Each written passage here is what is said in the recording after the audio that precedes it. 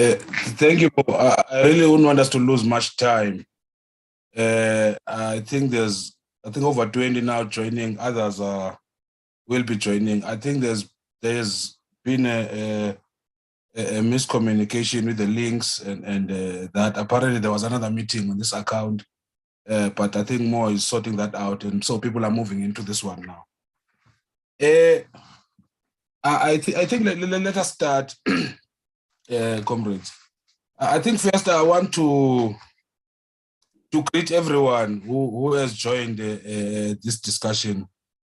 And I want to extend a very warm welcome to Professor Issa Shivji and Dr. Boaventura Monjane, who I will introduce properly in a moment. And I also want to welcome all who have joined the conversation, this online conversation. We had plans to do this in a bit of a hybrid way. Prof, I must say that we wanted to have a meeting and listen to this together. And then after the meeting, we can have reflections of what has come out in the discussion, because we think it is useful that after an engagement, there should be a moment to reflect instantly. My name is Siviwe Mdota from Tshisimani Centre for Activist Education. Today marks 60 years of independence of Tanganyika, a country that now known as Tanzania. As Tshisimani, we felt it important to open a platform to observe this day and learn from its historical significance. Our aim for doing this is to inspire curiosity, especially among young activists in South Africa, about the history and the political developments in the continent. Because we have inherited a history where we have been deprived exposure and even contact with other countries in the continent. It's been almost 30 years now in freedom, but I think on this front of being in conversations and understanding the continent better, we still have got quite a lot to do. We have opted to make this discussion conversational instead of opting for lectures. And we have requested Professor Issa Shivji, a distinguished scholar on matters of law and development politics. And Professor Shivji has practiced as an advocate in the High Court and the Court of Appeal in Tanzania, has taught in many universities in different parts of the world, and has published extensively, on matters of development politics. And among the over a dozen books, and among them, the one that really I found it kind of changed the way I think about things is the concept of human rights in Africa, published in 2008. Thank you, Prof, for making time. I'm very happy. Thank you very much. Professor Shivji will be in conversation with Dr. Boaventura Monjane, a young scholar, a comrade who hails from Mozambique and has been active in movements before he embarked on the journey of scholarship. And he has studied the agrarian movements and the politics of land and agrarian reform in Southern Africa. And he has recently, there was a launch of a book he edited that is titled We Struggle for Our Land, a book we aim to engage with extensively here at Tshisimani, because we see it as an important tool in understanding in understanding the agrarian politics and the development and the trends, where the commons are being privatized and many things are being lost, the ones that we thought they were commons. So comrades, that has been my introduction. Before I hand over to Boa and Prof to start the conversation, I just want to highlight to the ones that are joining that we will observe the conversation, and please, if we can, if we have questions, we can write on chat, and we will assist in terms of making sure that those questions are clustered, and then later on, maybe the prof can also share views on issues that people have raised in those questions. And we also have an audience on social media, on Twitter, on YouTube, and on Facebook. And I think Comrade Mo is going to be observing that space in terms of what is coming out of that. I look forward to this conversation and on such an important day.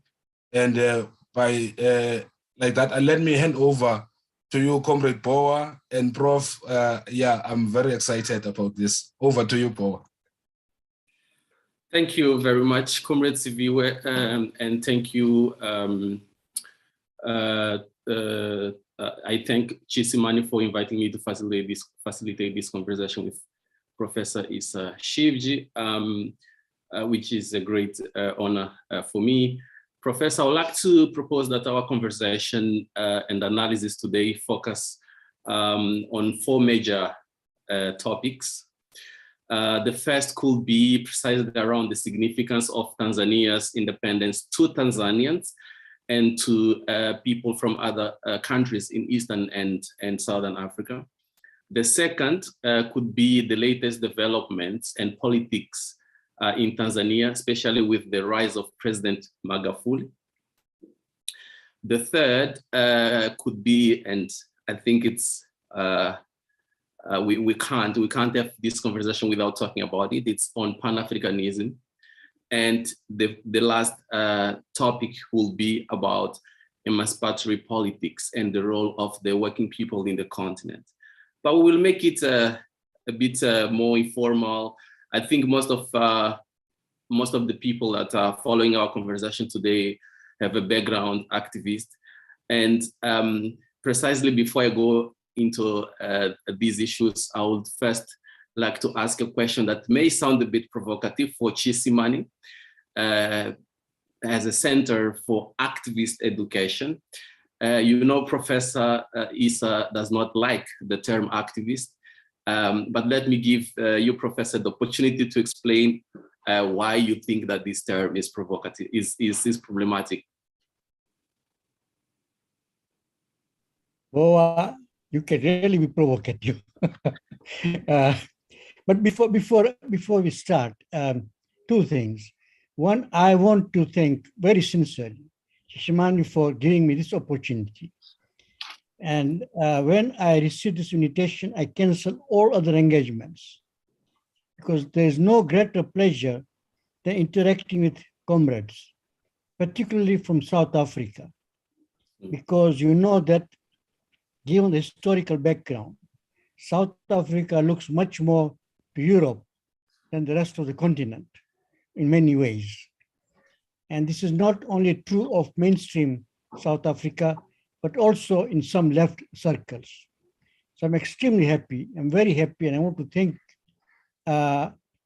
the Center for Activist Education for deciding to celebrate 60 years of Tanzania's independence and to have this conversation. Secondly, I have a complaint against Boa. I just saw him showing a copy of the book. Now you deprived me because I say I have not yet received. I have not yet received a copy of that book, but I'm looking forward to getting it. It's on its way. I'm happy. Yes, I'm happy to hear that it will be used for discussions because I think it's an extremely interesting book, and it's likely to arouse a lot of debate. Now to go to the question that Boa asked. It's true, I have not particularly been fancied by the term activist. I have a feeling, I may be wrong, but the term comes much more from the NGO vocabulary. And I think NGO vocabulary has been very diversionary, at least in the case of Tanzania. I do not know about the rest of the world. I would have preferred, for example, liberatory education. Education which focuses on the liberation and emancipation of the working people rather than activist education. So maybe that to some extent gives you an idea, but let us not spend time on terms really, because all of us know what we mean, and this is a comradely conversation, so that I'm looking forward to very frank exchange of opinions. And it's not the first time I have a conversation with Boa, and I'm extremely excited when Boa becomes my interrogator, because I think the previous conversations that I've done with him have really stimulated me personally. I don't know how it has gone with others. I don't know their reactions, but for me, it has been a great opportunity, and it has been a great stimulation. So, Boa, over to you. Let's get on. Thank you, Professor. Today, Tanzania is celebrating its 6 decades of its independence from the British. And, you know, in 1961, when, in fact, it was Tanganyika proclaimed independence, it was not merged with Zanzibar. That merging happened later in 1964. What was the, how was that process of merging the two in terms of, you know, the political grounds that justified, or the political ideologies that justified that merging? Which means the leadership in Zanzibar had the same views or the same preferences as the leadership in Tanganyika. How was that process, Professor? Well, thank you all for raising that issue. Yes, true. When we became independent in 1961, we became independent within the borders decided upon us by the colonial power. Tanganyika never existed. Tanganyika actually came into existence after the First World War. Originally under German, the area which is called Tanganyika was part of Rwanda and Burundi, and it was called German East Africa. And after the British defeated the Germans in the First World War, and they were given the mandate by the League of Nations then to rule Tanganyika. Well, you know that our fate in the late 19th and early 20th century decided by colonial powers. We did not have any say in it. And then our borders were drawn by these colonial powers, and we became Tanganyika. Of course, the struggle for independence had to start where we were, not where we wanted to be. So, relatively speaking, relatively to many African countries, Tanganyika had a relatively peaceful struggle for independence under the leadership of Mwalimu Nyerere, who was our first president and the chairperson of the party, which was Tanganyika African National Union. And we got our independence in 1961. In 1964, the then Republic of Tanganyika united with the then People's Republic of Zanzibar to form Tanzania. So Tanzania, in many ways, and I think when Mwalimu said it, I think he was right. Tanzania, in many ways, was our creation, so to speak. For whatever reasons, but it was our creation.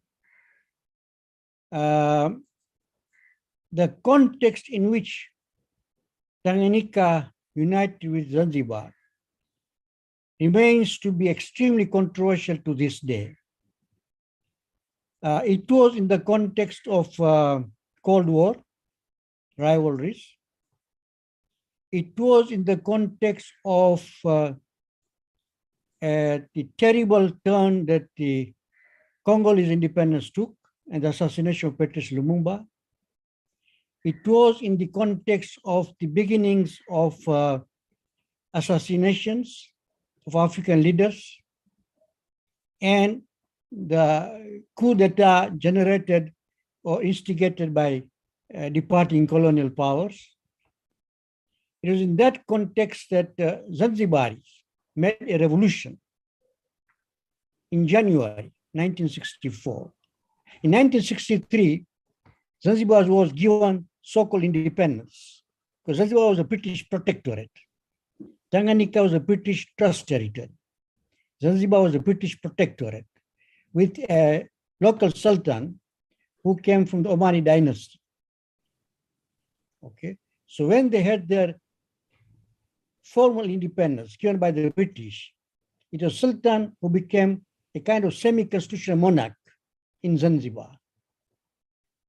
Okay, and they more or less replicated the British system with an executive prime minister and a constitutional monarch. In a few months after that, there was a revolution in Zanzibar because there was a grievance of why independence went to the Arab minority.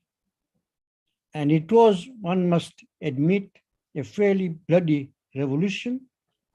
And the perspective of the West, the Americans and the British, was that Zanzibar could become a base for the Soviet Union through Cuba and so on and so forth. So there was a very intense Cold War rivalry. And at one point, if you look at the various communication between the American ambassador and their own government back at home, they were prepared to instigate some kind of invasion of Zanzibar. Because Zanzibar had a reputation, and not without reason, it is likely to adopt left-wing policies. Because one of the partners of the revolution was the Ummah party under Abdurrahman Muhammad Babu, an African Marxist of the first generation, post-independence generation. So it was in this context that there was a lot of pressure on Mwalimu. Mwalimu Nyerere at that time was considered, and he himself admitted it, a kind of moderate leader, not a militant leader that he became later. So Mwalimu had to negotiate very carefully, particularly to ensure that the hard-won independence will not be threatened. There were also internal factors. Just before the revolution, we had army mutinies in all three countries. There's Tanganyika, Kenya, and Uganda. And that was a very difficult moment for Mwalimu Nyerere. So anyway, to make the long story short, finally, Karume and Nyerere decided to form this union. And the union was formed in great secrecy because there were forces in Zanzibar who would not have liked to unite with Tanganyika, or at least not in the terms that were offered. So it was not a merger.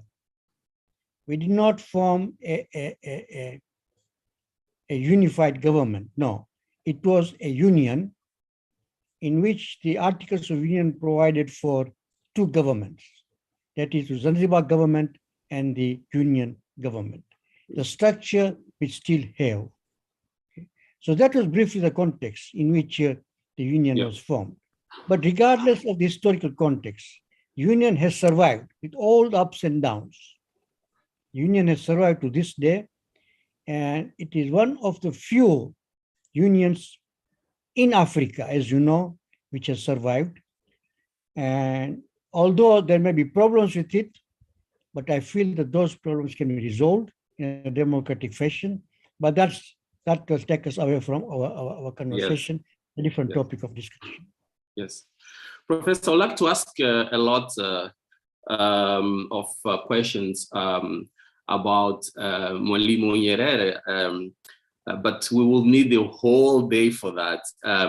But I would like to, maybe, ask about him through the Arusha Declaration, which was announced to the people in Tanzania in 1967. which actually showed solidarity with other people, with people from other territories in Africa, to give political support to their struggles. And this takes me to the issue of Tanzania being a very strategic and important home for a lot of liberation movements, Frelimo, for instance, even the ANC and other parties. What was the Arusha Declaration, and how the Arusha Declaration shaped politics in the region? Yes, well, it's very true. Actually, if we were to discuss Mwalimu Nyerere, it will not only take us a day, probably more than a day. We have just published, I think last year, a 3-volume biography. Yes. Of Mwalimu Nyerere, running into 1,100 pages.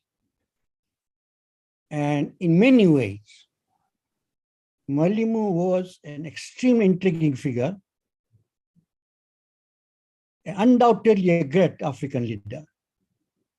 And I'm saying this not because he was from my country or my leader, but I think in many ways he stood heads and shoulders above many other African leaders.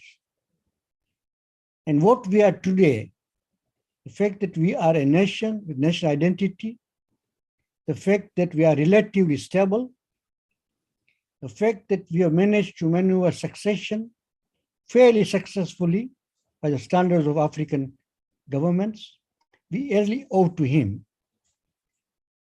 Now you ask me a question in terms of liberation movements and the Arusha Declaration. There are a couple of things about Mwalimu Nyerere on which he has been consistent throughout. Although he was a pragmatic politician, but on certain things he has been consistent throughout since independence. One was equality of all human beings. He refused racism or making decisions on the basis of race or ethnicity, because he felt that those were divisive forces. He could not possibly build a nation with that type of base. So he refused ethnicization of politics or politicization of ethnicity, which I think is an important lesson for the rest of Africa. Secondly, he was consistent on was the liberation of the rest of Africa. Like Kwame Nkrumah of Ghana, he believed that no African country can be independent if even a centimeter of the African soil is still under colonialism. And therefore, even before the Arusha Declaration, his support for the liberation movements in Southern Africa was very consistent, remained consistent throughout, until 1994, when South Africa finally became independent. So on that, he was consistent. And as you know, he was part of the frontline states supporting the liberation movements. Many liberation movements had base in Tanzania, Southern African liberation movements, and sometimes, or very often actually, various rival movements, but also had their base in Tanzania. So that was that support. But third, he also supported the struggle of the oppressed people all over the world. Okay? So that if you are sort of kind of a capsule, Mwalimu Nyerere's foreign policy, it was, you can talk in terms of 3 concentric circles. The first one, the closest to the center, would be support for African independence, liberation movements. The second one would be the support for oppressed people. And the third one would be relation with the social democratic governments elsewhere in the world. Okay? Starting with the countries of the South and then going outside. But he avoided superpowers like plague. And I think he, for a long time, not quite until then, but for a long time, he managed to create for himself a niche, because you know that the Cold War period was a very intense period, and not many African governments, Latin African governments, even many governments in the South, could not withstand the pressures, even those in the non-aligned movement, okay? And then to give in to either one or the other camp, okay? And through very skillful negotiations, Mwalimu managed to negotiate his way and also survive. Because I remember, and that's where I'll end the answer to this question, I remember Mwalimu gave an interview to Peter Inahoro of, at that time, African Events. First in Africa Now, and Peter Inahoro asked Mwalimu what he thought was his greatest achievement. And he said, the fact that we have survived. The fact that we have survived. Now, that sounds simple. It's not. It's not. Because we know, on average, every 2 years, there was a coup in Africa. 10 years later, Mwalimu was again asked by Peter Inahoro in another interview, Mwalimu, what do you think was greatest achievement? He repeated, the fact that we survived. Yes, Professor, so some say that what was implemented in Tanzania by Mwalimu Nyerere was not pure socialism, which I think it's quite understandable. But can you explain to us what was Ujamaa? What was the whole idea of Ujamaa? How was the Nyerere thinking about incorporating the private sector in the development trajectory while maintaining the centrality of the state in that task? Well, Boa, pure and impure socialism are always not only difficult, but I think superficial categories. Socialism is not built in terms of the thoughts of people. It is really built in terms of struggles. And let us not forget, in 1962, Mwalimu wrote a paper called Ujamaa as an Attitude of Mind. It was written in English. At that time, Mwalimu believed that socialism was an attitude of mind, that even a capitalist could be socialist. Okay? Like, for example, Mahatma Gandhi, or even for that matter, Nelson Mandela. You see, they all believed it was an attitude of mind. But Mwalimu evolved, unlike others, and himself admitted that he did not one day wake up and saw the light of socialism. No, he evolved into socialism. And later on, in the course of struggles, and there were intense struggles after independence, with different factions and different expectations and different visions as to what kind of country they wanted to see Tanganyika to be. Okay, so through his struggles, he brought in the Arusha Declaration, all right, which actually combined in it the vision for Tanzania, and also what kind of country did we want to build. All right. Yeah. Now, you have talked about it. Yes, it is true. When Arusha Declaration was proclaimed in 1967, as I said, through struggles which you cannot go into now, but those who are interested can read our biography, did a number of things, very important ones. First, it said the commanding heights of the economy must be in the hands of the people through the state or cooperatives. The commanding heights of the economy. All right. Two, that we cannot depend on aid or loans, because if we depend on aid or loans, besides everything else, it will endanger our independence, our right to make decisions for ourselves. So self-reliance. In Tanzania, when we talk about that period, we talk about socialism and self-reliance.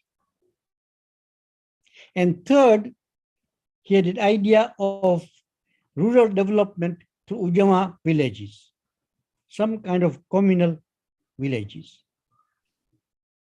And although many writers, particularly Western writers, call Ujamaa African socialism, Mwalimu himself did not call it African socialism. And I also believe that we should not actually include Ujamaa as African socialism. Because at that time, we very well know many governments in Africa declared African socialism, including Kenya. Kenya had a sessional paper number 10 on African socialism. So in that sense, one could argue that Ujamaa was sui generis. It's not African socialism. And Mwalimu argued strongly that there are certain universal values that all socialists, what their name, must accept. And the most important of that is equality of all human beings. You cannot be a socialist if you do not accept equality of all human beings. Now, the paths that you follow in building socialism in your country would, of course, differ depending on concrete conditions. So that was in his position. Professor, I promise this is the last question about Nyerere. We will have to move because we have other three topics.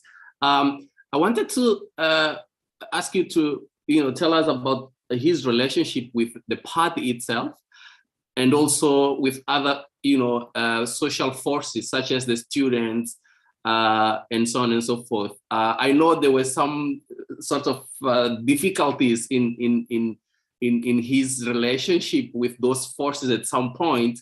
I think I heard you talking about that somewhere. Can you, in short, sort of tell us how would Nyerere relate to the military, to the party itself, to the students and other forces, social forces in Tanzania at the time? Yeah. Excellent question, excellent question. First, the party. As I said, we entered into independence with a multi-party system. We had more than one party. Although undoubtedly, TANU, which was led by Mwalimu Nyerere, was the strongest. In the first elections, it won all seats. No other party won any seat. And that situation continued from 61 to 65. And finally, as I said, I'm trying to sort of give only a summary or kind of telegraphic messages, is when the one-party system was established. Okay? Because Mwalimu argued that multi-party in our concrete situation were actually divisive. Because inevitably, the parties would try to cultivate some kind of narrow ethnic base or regional base. Okay, and that would be prejudicial and will jeopardize our building of the nation, national unity. Don't forget that throughout his life, Mwalimu was preoccupied, almost obsessed on the question of national unity. Okay? So in 1965, the one-party system was established. And that one-party system under TANU at that time, because Zanzibar had its own party, Afro-Shirazi party, under Mwalimu, together with his comrades, they built a fairly strong party structures going down to the villages. Unlike many other independence parties in Africa, TANU had very strong structures. And although one must admit that democracy or freedoms were somewhat restricted outside, but within the parties, and we did not realize it until we were doing research for our biography, there were very serious discussions which took place within the organs of the party. And the organs of the party did function. They did meet. They did discuss. So we built a very strong party, number one.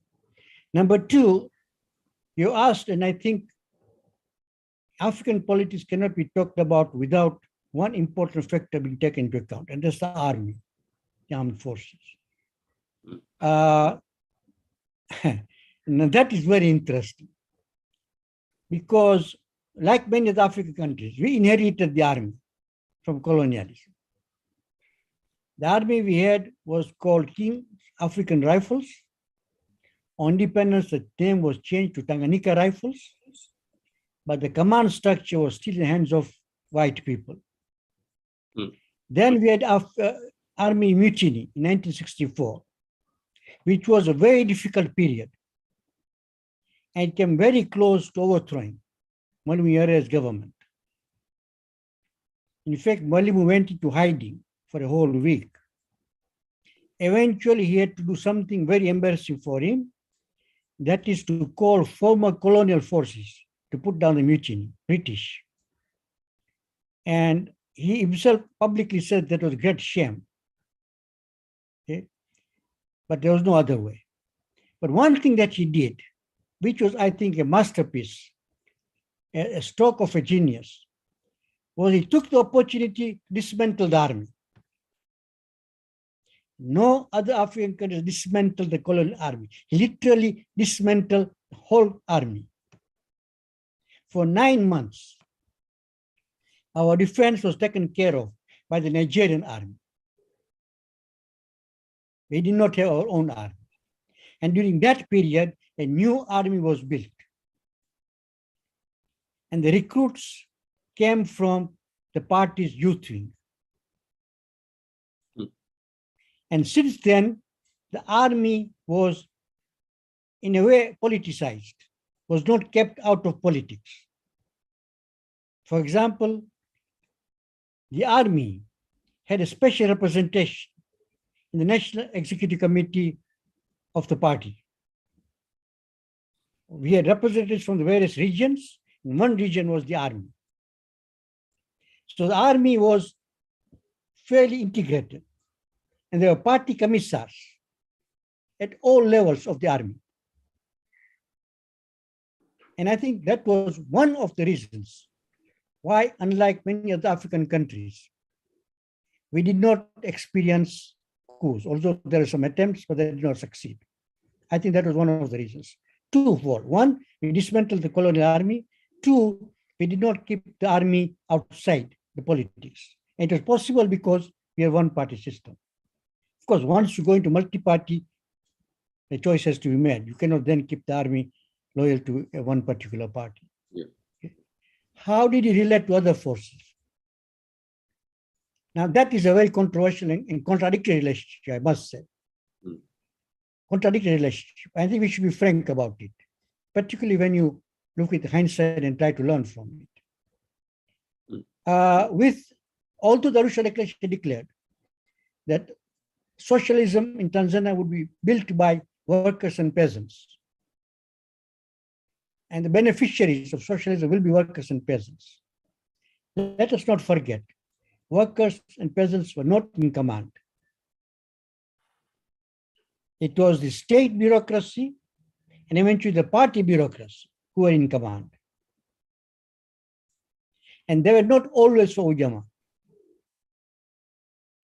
When we nationalized the private sector, okay, the large commanding heights, it's a bureaucracy who became the management.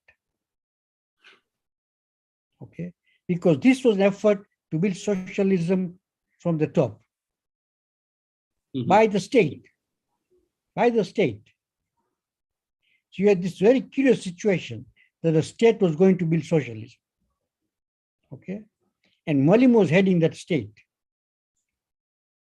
So under the wing of the Arusha Declaration, we are actually developing a new class, a kind of bureaucratic, what we call bureaucratic bourgeoisie. All right. And therefore, the movements arising, and there were movements arising from below, okay, were suppressed. They were suppressed. And that is why the third volume of the biography, its heading is Rebellion Without Rebels. When we talk about rebelling against the status quo, but he put down his own rebels. So it became an individual's crusade to build socialism. Mm-hmm. Okay. As for students, immediately after the Arusha Declaration, the post-Arusha generation of students, particularly at the university, anyone in secondary schools, actually assumed, a section of it, assumed a very militant posture. And we had some very great debates in Tanzania, to the extent that many people, many left from other countries, came to Tanzania to teach at the University of Dar es Salaam. The students argued that Mwalimu was not building socialism because you cannot build socialism without socialist cadres. And the people he was attempting to build socialism with were bureaucrats, they were anti-socialist and they had capitalist tendencies. So what Mwalimu was doing was at best was state capitalism. And this was not something secret, we wrote about it. For example, my first essay, The Silent Class Struggle, precisely talked about this and led to the class struggles in Tanzania. Now, Mwalimu did not like the talk about class struggles. So although he said that in Tanzania we do not have classes, so we should not talk about class struggles. Our real struggle is between the North and the South. Okay, so Mwalimu did not like, but he tolerated us. He tolerated, and sometimes even came to the campus to debate with us. Except that if your struggles, instead of being confined to the campus, if it spilled out to the streets, he came out hard on students. So there was a kind of love and hate relationship between radical students on campus and Mwalimu Nyerere. Professor, I want us to talk about Pan-Africanism, especially because you argue that Pan-Africanism preceded nationalism, if you like, in the continent. But before that, I think we would like to know, how is Tanzania doing right now? How is the state operating? How John Magufuli shaped current politics in Tanzania, and what major ruptures were made from when, you know, from Nyerere to, let's say, the neoliberal state that is Tanzania today?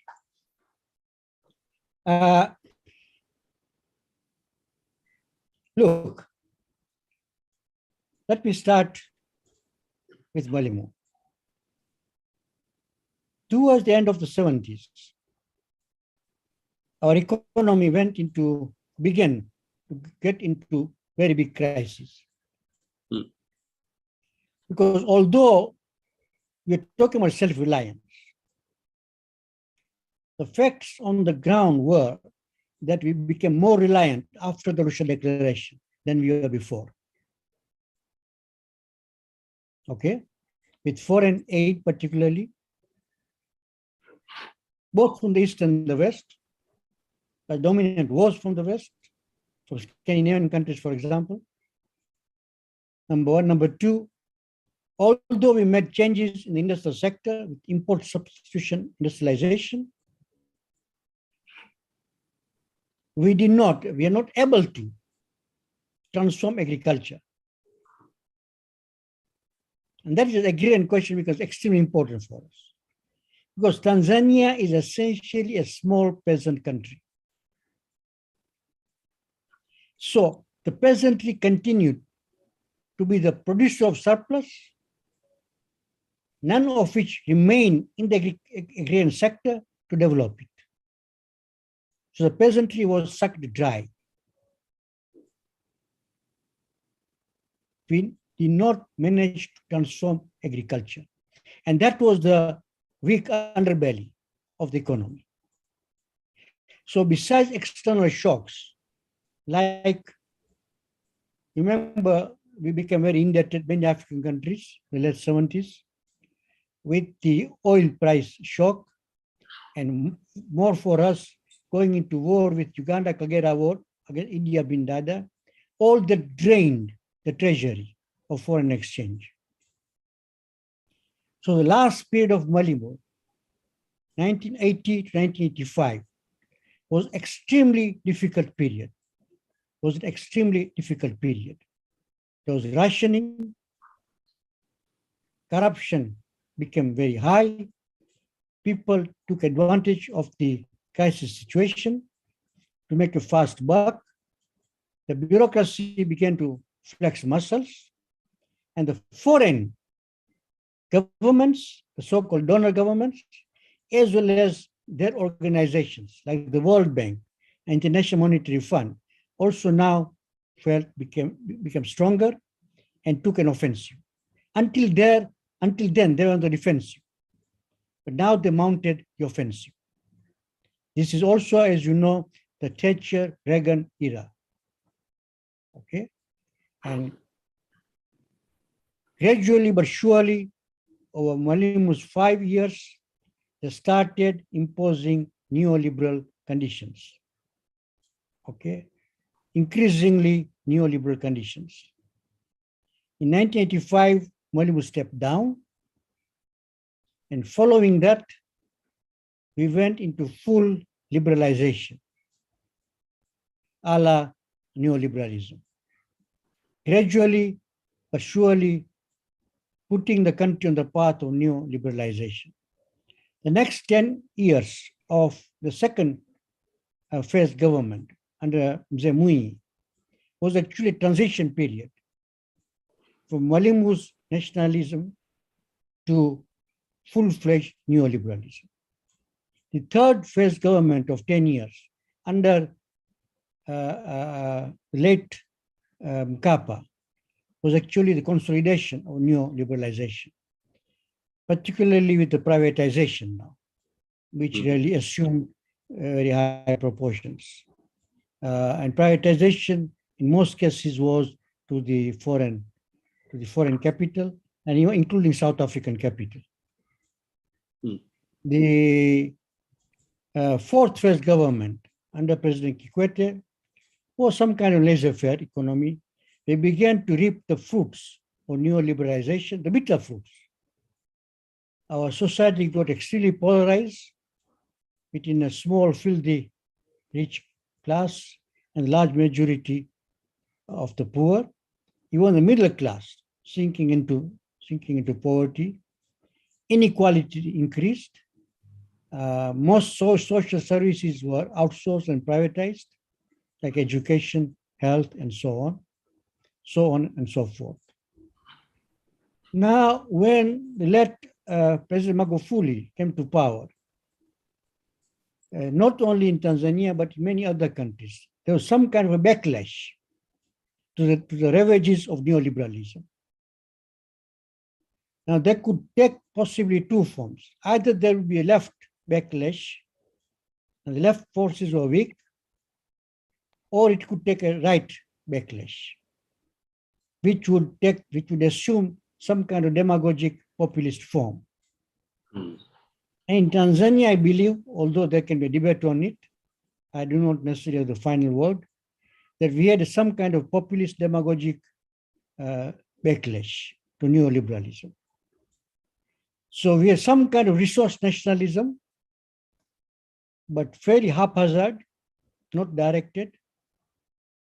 We had a lot of rhetoric about the downtrodden, but as some kind of messiah doing things for the downtrodden, not with them. And we had, of course, suppression of various freedoms,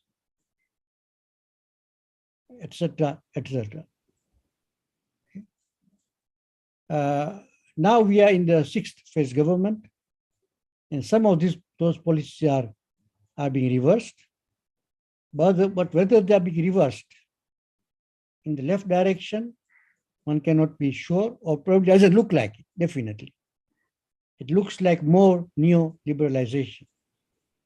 My fear this time around is that our agrarian sector could easily become a pawn in the chess of agribusiness. This is the kind of things, we have been discussing in our summer schools and so on. Okay. So let me stop there so as to let you ask other questions. Yeah. Professor, there is no hope with President Samia Hassan. The fact that I mean, I don't want to talk in gender terms, but the fact that apparently there are some significant differences between her and her predecessor. Do you think is there any hope? Boa never said there is no hope. There's always hope. We cannot live without hope. Sure. Okay, and for a person who sees himself or herself in terms of involved in the struggles to transform his or her society, there is always hope. There's always hope. Because these processes cannot be one-sided. They're always contradictory. Yes. They're always contradictory, okay? And there's always resistance. There's always opposition. Yeah. And how far the dominant forces can succeed depends on the balance of forces. And one thing in Africa we have, and this is true of many countries, is that the transformative forces or the left forces are not organized. That's our biggest problem. You know that later Tajuddin Abdul Rahman, a great Pan-Africanist, used to say, don't agonize, organize. So we spend a lot of time in agonizing. So my short answer would be, there is hope. There is hope because for whatever reasons, if there's a slight opening, it provides some space for the more radical forces to be able to struggle for counter-hegemony and for counter-organization. Because hegemony is never given. It is always fought for by the dominant forces. Similarly, counter-hegemony is not given. It has to be fought for. But we need spaces for struggle. Or if we don't have spaces for struggle, of course, we have to invent and find them. My last question before we see if there are questions from the audience has to do with the fact that it seems that there is a lot of fragmentation among the leftist forces or progressive forces everywhere in the continent, here in South Africa, in Mozambique. How under that complicated situation can we build or can we revive values of Pan-Africanism and build something that looks beyond our borders, and at the same time solve issues of xenophobia, Afrophobia, you name it, and see ourselves as as united and connected. I'm happy again that you brought in Pan-Africanism. Because let me say, as I've been saying again and again, in Africa, nationalism, by nationalism I mean territorial nationalism, did not precede Pan-Africanism. Nationalism was born of Pan-Africanism, not the other way around. And the first generation nationalists, from people like Banda to Mboya and so on, they are Pan-Africanists. They are Pan-Africanists, okay? And you remember that the first thing that Nkrumah did after 1957 was to start a series of African people's conferences in which trade unions, liberation movements, individuals, people like Frantz Fanon, even Patrice Lumumba and others attended. And that was great inspiration to the nationalist leaders, okay? So Pan-Africanism has been important. Then as was predicted by Nkrumah, and as was predicted by Nyerere, okay? Once the national elites with independence consolidated themselves, of course, Pan-Africanism receded to the back burner. All right. In 1966, it was 68, I think, Mwalimu made a very important speech in Zambia called The Dilemma of a Pan-Africanist. I would really recommend to all comrades to read that. Mm-hmm. Actually, it is a dilemma of himself as a Pan-Africanist. And the basic point he was saying that, look, I am the leader of a country. I'm busy building nationalism. I'm busy building a nation, a Tanzanian nation. Now, that comes into conflict with Pan-Africanism. It has come into conflict with Pan-Africanism. That's the dilemma. How to resolve it? He was posing the question, can you be both a territorial nationalist and a Pan-Africanist? And how did he resolve that question? Maybe he escaped from it. How did he resolve it? He said that, look, we are in the state, but you, the young people, because he was talking to the university audience, have to keep the Pan-Africanist candle burning. Don't let it die. You don't become narrow nationalists. You carry on the torch of Pan-Africanism. All right? And I feel that currently now, after you've seen the failures and the fragility of nationalism over the last 4 or 5 decades, because neoliberalism destroyed nationalism. Okay. Neoliberalism was actually the ideological onslaught on nationalism, not on communism or socialism. It was an onslaught on nationalism. All right. After that, I think we cannot revive nationalism. But so-called nationalism that you revive will be narrow parochial nationalism. And therefore, our salvation lies in Pan-Africanism as both a vision, an ideology, and something that can guide us for further development in Africa. We just cannot afford to be narrow nationalists. And the Pan-Africanism that I'm talking about, of course, will be reconstituted. It cannot be the same Pan-Africanism. And I have a feeling, and I'm putting it in very short way, sort of very cryptic way, would be that the new Pan-Africanism would be both liberatory as well as emancipatory. The new Pan-Africanism would have to base itself in the working people of Africa.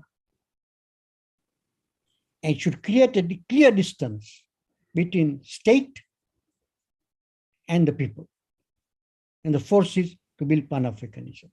Because we have seen inevitably the states end up in something like AU. Okay?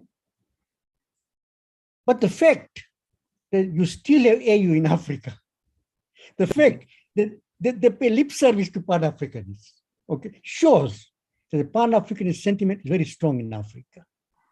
So we have something to be able to build on and build from. That is my view of the way forward. Yeah, I don't know if you follow South African politics. So there is this third party, EFF, whose leader Julius Malema talks about. We are one thing, which we have to open the borders. But I feel it's also with I read it within what you call populist demagogy as well, in a way, because it speaks in a very patronizing way, as if it's the role of South Africa to open its border to allow a Pan-African possibility to emerge. So I just wonder if you know of his rhetorics, the young politician. Yeah. I've been hearing his rhetorics, and I'm not quite sure what to make of it. I think I do not know enough about it.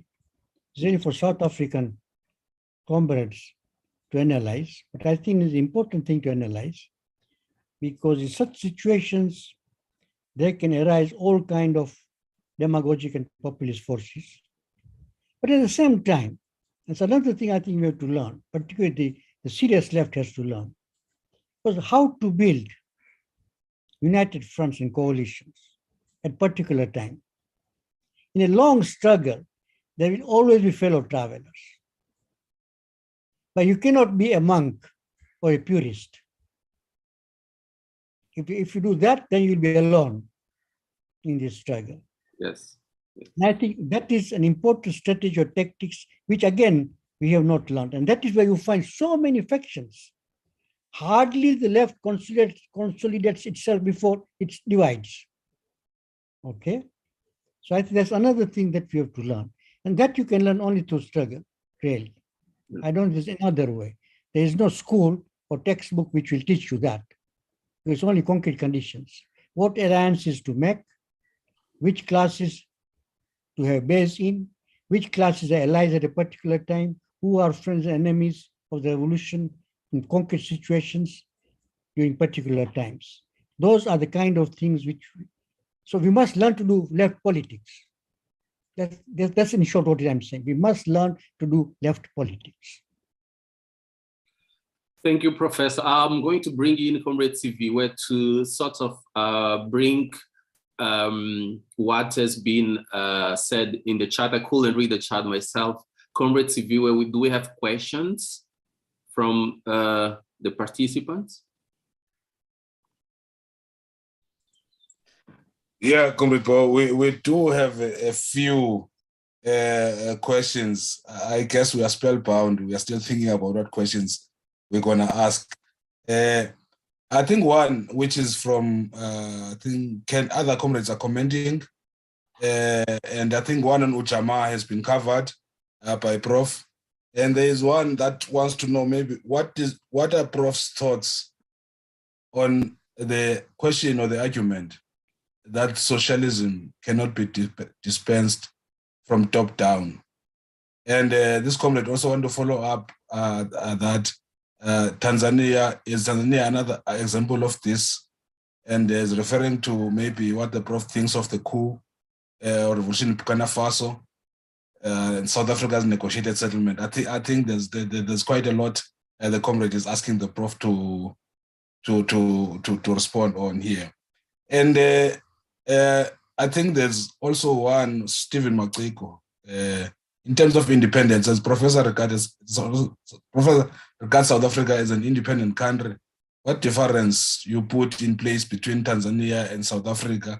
How independent is Tanzania and South Africa from Europe, US? I'm reading it as it is written here, but I do think that maybe the comrade Prof to share his view on maybe what does maybe he see as the difference between what he sees happening in South Africa and in Tanzania. I think part of this question has been covered indirectly by Prof in his reflections, especially in the few questions that he just spoke of now. But one question is that one, socialism from the top down, is one that maybe Kenneth wants Prof to comment on that. I'm not sure from the side of social media, I think Facebook or so, if there are any questions that are emerging from there. Because from my end, people are just hearing some of the things Prof is raising and are commenting on, agreeing on that. Let's allow Professor Issa to respond to what you shared, and then we will ask the colleagues to check if there are questions in social media, and we will open another round of responses. Professor, over to you. Let me say a few things, and this is really thinking aloud about socialism from the top, and particularly giving the example of Burkina Faso, Thomas Sankara. I think there is a difference from the socialism from the top, like Tanzania's, and something that happened in Burkina Faso. Although Burkina Faso was a military coup, you had emergence of a leader, undoubtedly a brilliant leader, Thomas Sankara, with a pretty clear ideology. But more important than that, although he took over power, but he was not mesmerized by power. He almost I'm saying, he almost mobilizing his people to go against power. All right? To against power. And that is what developed internal struggle. But within the 4 years that he remained in power, he did some great things. And I have always admired Thomas Sankara. And very often I compared Thomas Sankara, well, in different ways, because during the same period, we had Bishop Morris, right, in Grenada. There's a lot of comparison between the two. And both of them were killed by their own comrades. Tampaore, in the case of Sankara, Bernard, I forget his second name, in the case of Morris Bishop. So I would say that we cannot be purists. Of course, there can be a distinction between socialism from the top. The question is the socialist from the top prepared to let his people organize with a view eventually to expect that they will turn against the very state that he's leading? And maybe when that happens, to join them. Okay, so that possibility is always open. It's always open. And although we all know that individuals don't make history, but individuals do matter in the strategic turns that a country takes. So individuals do matter. And Thomas Sankara is not Malimu Nyerere. Okay, so those are some of the things that we have to probably look at more deeply in a complex fashion when we look at this issue. On the question of comparison with South Africa and Tanzania, I don't think there's any comparison. You know, we were born as nationalists and then were invaded by neoliberalism. South Africa was born in neoliberalism. Its nationalist period was during the struggle, the national liberation struggle. Okay. So I don't think this comes. On the other hand, in my view, South Africa has much greater potential because I've always been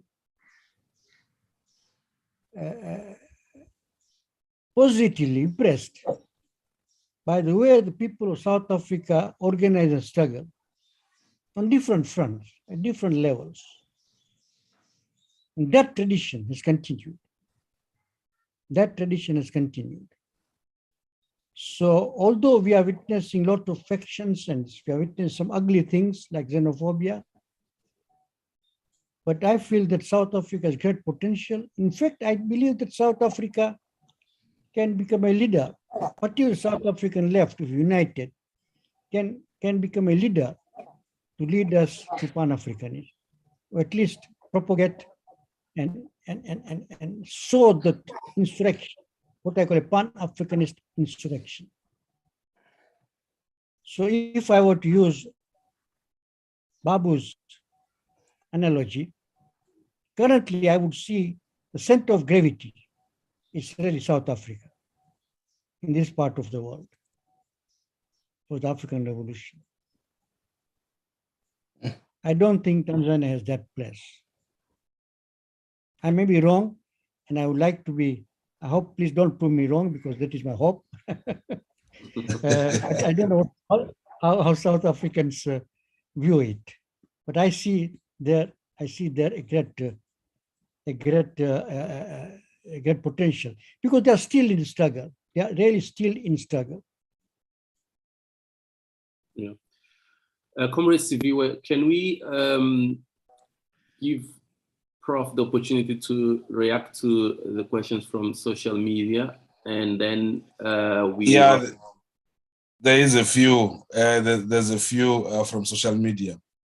I think one is also on the issue of social media. It's a comrade from Kenya, and it reads, "Isn't part of the problem with the present Pan-Africanism that there is no class differentiation or class struggle, That is one question coming from Kenya asks.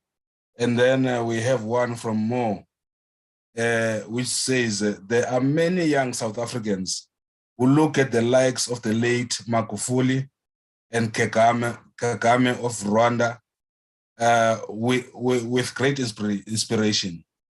This yearning for strong men is a result of the degeneration and disappointments of the projects, of the liberation project, like in South Africa. So, Prof, do you see the same trend in the East? And if so, how does the left counter this hungering for authoritarian leadership? I think those ones are quite, yeah, those are the key questions that came.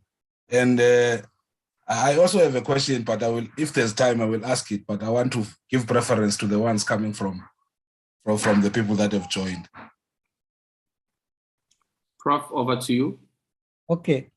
On the question of Kenyan comrade, yes, I agree. And that is why I talked about revisiting and reconfiguring Pan-Africanism. We cannot have the same blanket Pan-Africanism of the early nationalist period. It did serve its purpose at that time. But now we have 50, 60 years after independence. We must have a Pan-Africanism which has a very clear class dimension to it. I think I've already said this. Very clear class dimension to it. So we should not simply take on Pan-Africanism lock, stock, and barrel as it was. But by the way,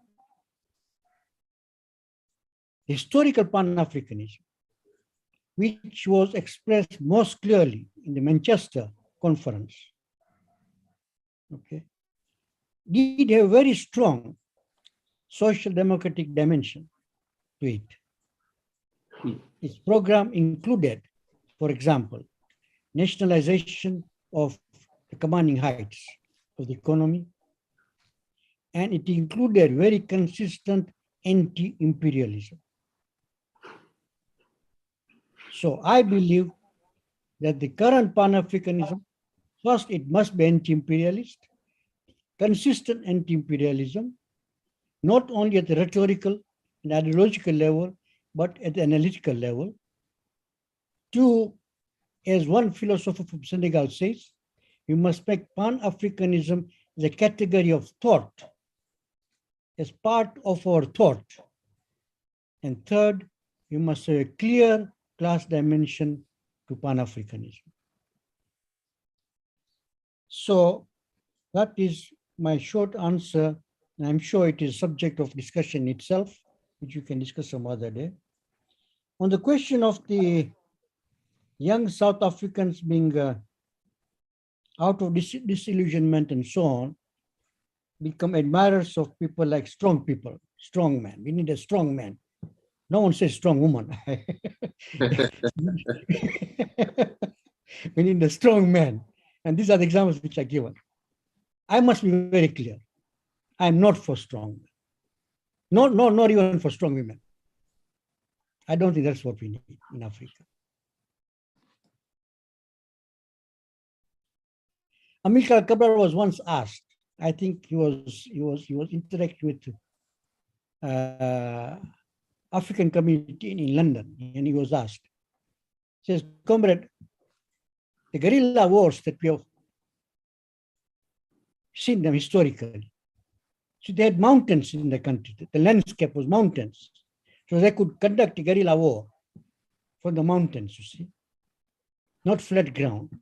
But Guinea-Bissau doesn't have that.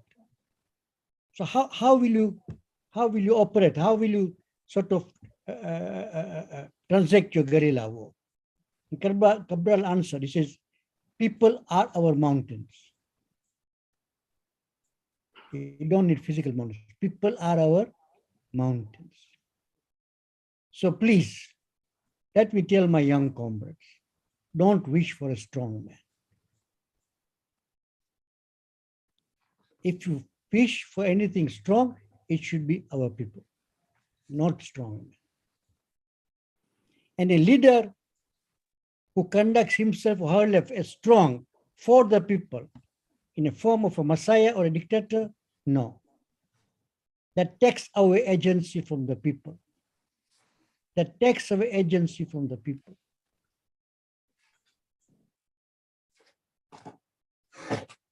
Thank you, Professor. If you may you ask your question, or if there are other questions, we can take the last round now because we really need to wrap up. I'm sure Professor has other commitments. It's a celebration. Yeah. Yes, Paul. I'm mindful of time. A sort of is waiting for me. But yeah, if it was up to us, we would like Prof to stay longer. But yeah, we must be realistic. There was one from Naren Supol, which says, if there was an opportunity for African countries to choose autonomy over independence, would that choice would have brought better solutions to the building of our continent? So that is one question. Then my question is, Prof, here in South Africa, in our struggles, you are right that people are still very much engaged in struggle in one way or another in different fronts. But in terms of how we think, how we formulate demands, strategies, we do find there is quite a very strong, expression of a rights discourse in how we engage in politics. I really would like your views, on the limitations, of that approach, being so emphatically about rights in doing politics. I think as someone also who has practiced law, I think you will have to. I expect you to also reflect, quite sharply on this one. Yeah, Prof. I think that is the question that I have. The usefulness of a rights discourse in doing politics. Okay. Let me start with the question of autonomy versus independence. I do not quite understand how you separate the two, but let me say something, please. And I'm really making a self-criticism here. Do not belittle independence that we got in our African countries. Don't belittle it. Although we as young people, as students, really used to talk of independence as, like, for example, flag independence, briefcase independence, and so on. Actually, we were wrong. Independence for a people who had been enslaved for centuries, who had been colonized, was important, was extremely important. And as C.L.R. James said, it was revolutionary. Because what was independence? Independence was a struggle to be counted as, it was an assertion of our humanity. People who had been dehumanized.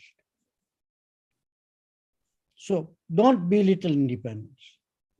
The struggle for independence was an important struggle. Now, what our elites and later on ruling classes did for independence is a separate question. Okay? It's a separate question. And why should we be different from other societies? In other societies all over the world, there are intense struggles going on between different social forces. So is happening in Africa. Our people have not stopped resisting. Our people have questioned independence. They've been talking about second independence, right? So people have been resisting. People have been struggling. On the question of the last question the comrade was raising, on the rights discourse, that you articulate your demands in rights discourse. Let me say straight away, and I think, comrade, you asked me the question, you read the concept of human rights in Africa. I'm skeptical of rights discourse. I'm skeptical of rights discourse because rights discourse has the tendency to individualize struggles. What is social gets presented as individual. What is a social grievance becomes an individual demand, an individual complaint. So rights discourse, while very tempting, has this negative side, that it can also accommodate you. And that is, in my view, one of the problems with many of our civil society organizations and NGOs. Okay, and it's one of the problems of the dominant human rights discourse. Now, the rights discourse has some value so far it exposes and politicizes the oppressive nature of our regimes and state. To that extent, it has a role to play. But it should not stop there. It should not stop there.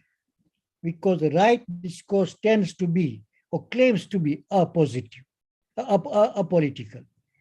And there's no such thing as apolitical discourse. The discourse, the hegemonic discourse, the counter-hegemonic discourse, by definition, are political. All right? They are political. So those of us who are involved in struggle, and those of us whose point of departure is class struggle, she must see the rights discourse of what it is and what role can it play and its limitations. And its limitations. If the struggle for rights in a concrete situation helps you to mobilize people, to organize people, to expose the realities of the situation, to expose the realities of oppression, then okay, yes, that can also be a front on which to struggle. But with all its limitations, and appreciating fully its limitations.